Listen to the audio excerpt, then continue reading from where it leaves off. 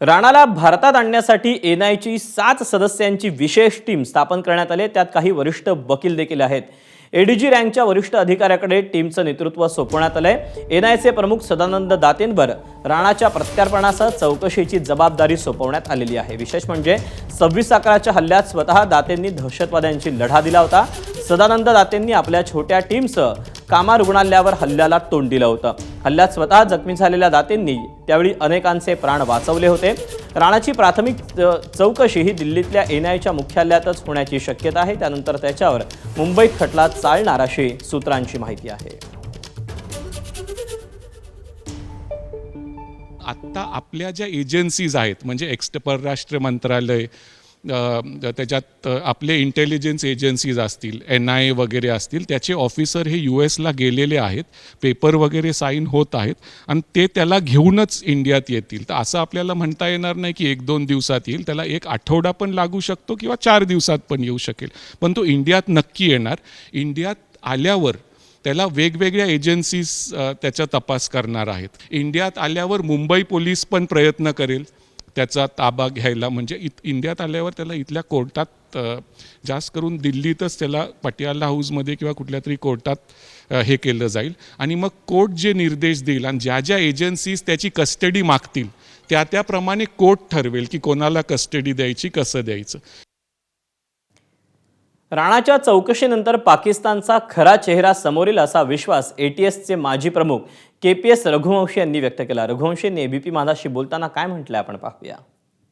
ये पहला केस है जिसमें पाकिस्तानी ओरिजिन का आदमी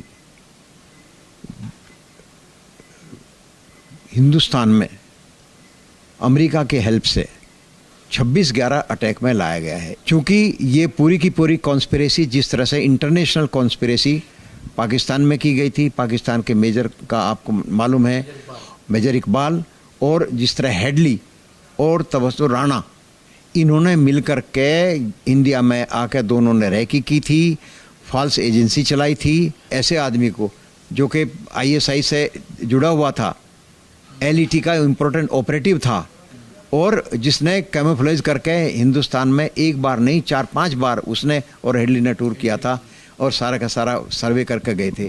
26/11चे मेन मास्टर माइंड आणि मेन फायनान्स देणारे या माणसाला आता या खटल्यासाठी भारतात आणता येत आहे। यांची चौकशीनंतर आपल्याला आणखी पुरावा भेटेल आता आम्हाला खात्री आहे आणि ही पुरावानंतर आपल्याला इंटरनॅशनल लेवल पर इतर और मेन कोण आरोपी आहे, कोण कोण कॉन्स्पिरेसीमध्ये भाग झाले होते, कसं कॉन्स्पिरेसी झाली ती यांची आपल्याला संपूर्ण माहिती मिळेल। दरम्यान राणाच्या प्रत्यार्पणाबाबत विरोधी पक्षातील नेते काय म्हणतात आपण तेही पाहूया।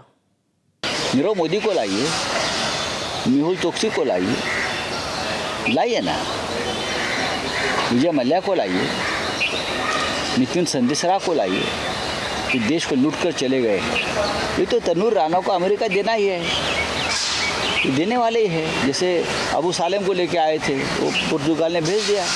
देखो, आएगा तो अच्छी बात है, ऐसे लोगों के ऊपर सख्त कार्रवाई होना ही चाहिए, लेकिन ये दाऊद को लाने वाले थे, बहुत सारी चीज़ें इन लोगों ने कही थी। क्या हो गया, जब तक वो आता नहीं देश में और ऐसे लोगों के ऊपर कड़ी कार्रवाई की जाती नहीं, तब तक कोई भरोसा कैसे करे, क्योंकि मोदी ये भरोसेमंद प्रधानमंत्री हमारे देश के लिए नहीं है। और इसलिए जब आएंगे तब उसके ऊपर कड़ी कार्रवाई हो, यही भूमिका हमारी रहेगी। ABP माझा, उघडा डोळे बघा नीट।